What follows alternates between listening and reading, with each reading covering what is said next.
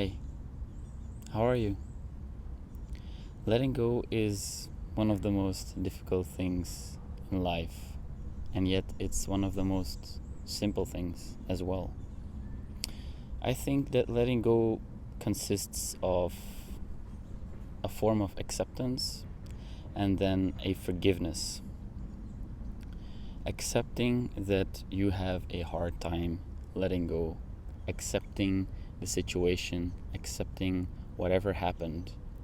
And then the second stage is forgiving yourself for being unable to accept it initially. Forgiving yourself for the situation that you found or find yourself in. And that is when you are able to move on. However, there is two parts to this again, which are time and a willingness to let go, right? If you don't want to let go, then I think it will never happen. But if you do want to let go, then there is another factor that comes into play, which is time, patience. You need time to let it go. I think that, yes, after a while, maybe it comes in an instance, you let it go in a second, in a millisecond, but there is time that leads up to that moment. You can't expect for you to let go of something if not enough time has passed, I believe.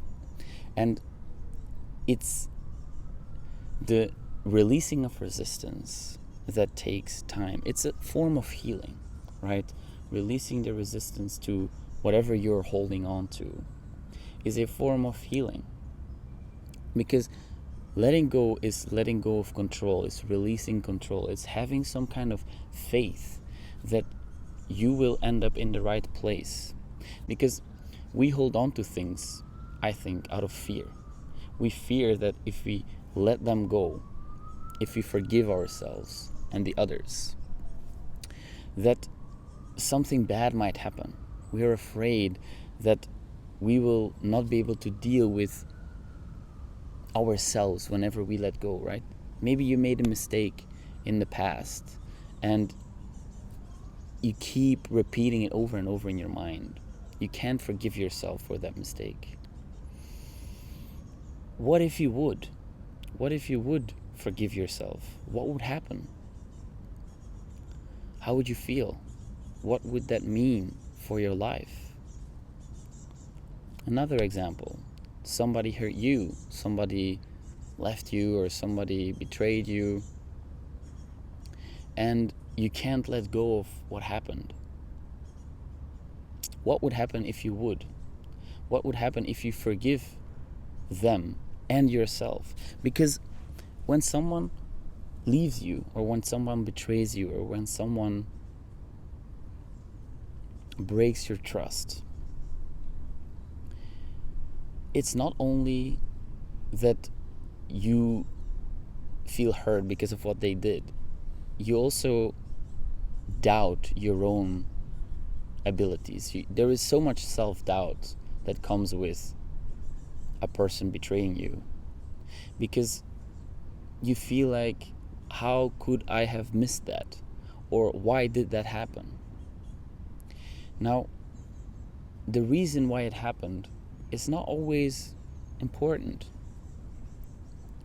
And forgiving yourself for maybe trusting that person, forgiving yourself for the hurt that it caused, it's also a big part of the letting go process. Yes, you were hurt. Of course you were hurt. That is totally normal.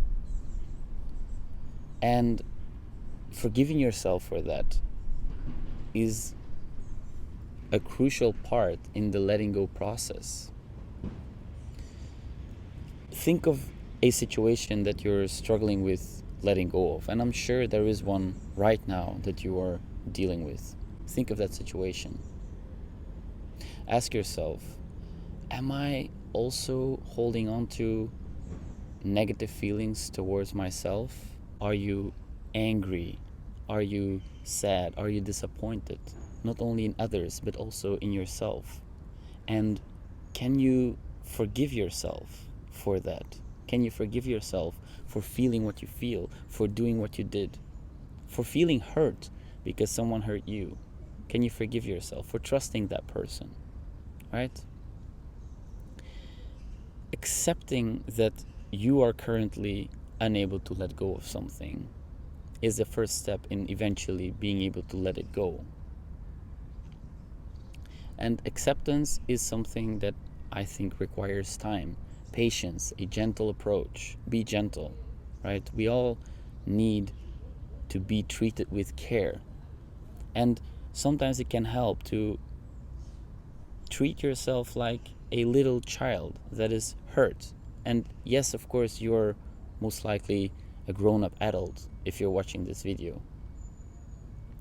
But we all have that inner child still inside us. And it's often very, very scared, that child.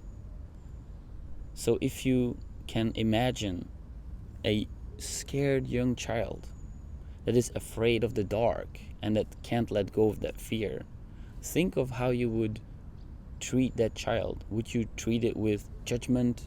Would you treat it with a rough approach? Or would you treat it with care and a gentle touch? You can decide how you want to treat yourself. So ask yourself, how do you want to treat yourself? With care, with attention, with love, or with a harsh, tyrannic approach? I am not here to tell you what you have to do. I am just here to make you think about things and hopefully help you, because I know how difficult it is to let go. And it all starts with an acceptance of that inability to let go and a willingness to let it go, a willingness to overcome the fear that comes with it. But once you allow yourself to settle into this faith, it's a stream, a gentle stream, and you have a boat and you can jump onto that boat into the stream and just let it take you. But it requires a certain amount of courage, because you have to have faith that the river will take you where you need to go and that the boat will be able to carry you, and you are able to carry yourself. You are. But it requires courage and faith and releasing that resistance, releasing that fear. It takes time. And sometimes we find ourselves resisting the time. We are impatient. We want to let it go as fast as we can. We want to get over it as fast as we can. But it's not like that. And that is why I think it's so interesting. It's exactly the reason why we can't do it. To teach us patience, to teach us having faith, to teach us the faith that it will eventually be okay. You will be okay eventually. You will be okay. In fact, you already are. You're just holding on to the past. You're just holding on to things out of fear. And you are brave and you can let go. You will be okay. But it takes time. And that's a beautiful thing if you think about it, because it forces you to be patient. It forces you to have faith. That's all I have for you today. I hope it gave you hope. I hope it made you think. And as always, thanks for watching. I'll see you tomorrow.